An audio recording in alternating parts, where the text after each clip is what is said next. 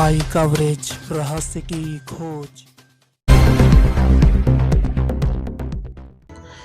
चीन द्वारा भारतीय सैनिकों पर योजनाबद्ध तरीके से किए गए हमले से भारतीय जवानों के शहीद होने से जहां पूरे देश में लोगों में गुस्सा देखने को मिल रहा है, वहीं पक्ष व विपक्ष भी चीन की कायराना हरकत की निंदा कर रहा है।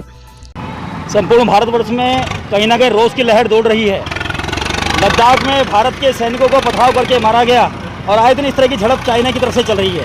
ये षड्यंत्रकारी चाइना भारत से व्यापार करता है, मोटा यहाँ से पैसा कमाकर भारत के सैनिकों को मारने का काम कर रहा है। उसकी ज़मीन की भूख खत्म नहीं हो रही है। बजरंग दल विश्व हिंदू परिषद के तत्वाधान में आज वहाँ के राष्ट्रपति का हमने चित्र दहन किया और वहाँ के झंडे का हमने यहाँ पर दहन किया। और भारतीय सेना का मनोबल बढ़ाने के लिए संपूर्ण भारतवर्ष में इस प्रकार के कार्यक्रम चल रहे हैं। भारत की जनता, भारत का प्रत्येक नागरिक भारत की सरकार से, भारत की सुरक्षा एजेंसी से मांग करता है कि चीन को ईंट का जवाब पत्थर से देना चाहिए। कहीं से कहीं तक भी हम सेना का मनोबल नहीं गिरने देंगे। इस बात को लेकर हम आज इस प्रदर्शन को करने यहाँ पर आए थे और पूरे भारतवर्ष में एक आग्रह है आम जनमानस से कि चाइना से संबंधित जो भी व्यापार है हमने उसका बहिष्कार करना चाहिए और उसको आर्थिक क्षति पहुँचानी चाहिए।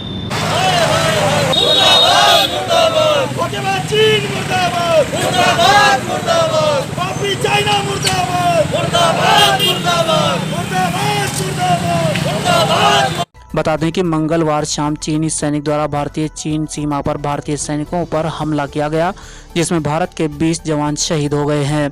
भारत के जवानों की शहादत सुनते ही आक्रोशित लोगों ने उत्तराखंड के देहरादून, मसूरी, पौड़ी, काशीपुर सहित विभिन्न कस्बों और शहरों में चीन का पुतला दहन कर जमकर चीन के खिलाफ नारेबाजी कर जोरदार प्रदर्शन किया।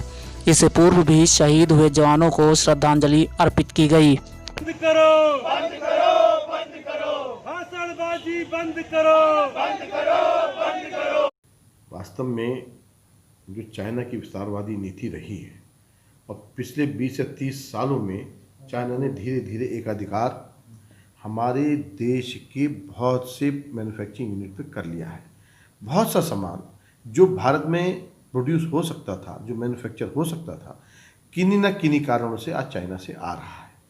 और आज जब हम देख रहे हैं कि चाइना कहीं ना कहीं हमारे बॉर्डर पर हमारे सैनिकों के साथ किस तरह दुर्व्यवहार कर रहा है, और अभी जो कल की घटना है, वास्तव में ये तो बहुत ही दुखी करने वाली है। और आज हमारे देश के सभी लोगों में ये भाव पैदा हो रहा है कि कहीं ना कहीं हमें चाइना के इन प्रोडक्ट का बहिष्कार करके चाइना को झटका देना पड़ेगा। क्योंकि चाइना अपने आप को इकोनॉमिक सुपर पावर बनाने के लिए हमारे भारत का उपयोग कर रहा है, भारत के मार्केट का उपयोग कर रहा है। तो इसमें दो बातें आती हैं।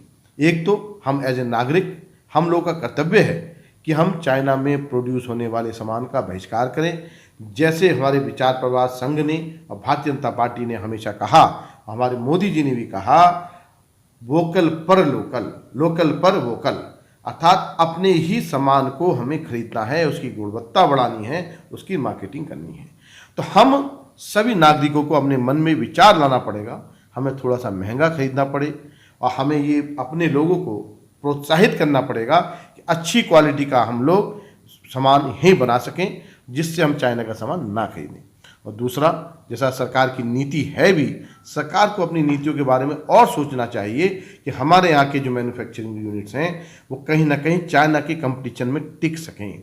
आज चाइना ने कहीं ना कहीं सब्सिडी देकर, श्रम को सस्ता करके कहीं ना कहीं इस तरीके का माहौल बनाया है कि चाइना में यहाँ होने वाली 10 रुपये की चीज़ 5 रुपये में पैदा होती है और हमारा जो व्यवसायी है उसके सामने टिक नहीं पाता। तो वास्तव में बहुत बड़ी एक लड़ाई है और हम सबको मिलकर अगर इस देश को बचाना है तो हम सबको लड़ना पड़ेगा, वरना जो चाइना की साम्राज्यवादी नीति है, आज हमारे सारे पड़ोसियों को उसने खरीद लिया है, तो भारत को ही आगे बढ़कर हम सब लोगों को मिलकर उससे सामना करना पड़ेगा।